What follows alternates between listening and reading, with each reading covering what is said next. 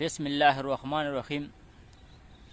ملګرو راځي چې نن بنګه د غازی کوټ کلی کې یو لنډ شانته کې چکر وخو چې زموږ په دې کلی کې موږ ته کم سهولتونه دي.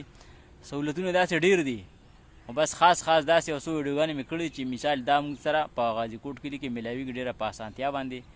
نو راځي چې غازی کوټ کلی یو ورکوټ غونډه کې چکر دله درکمه.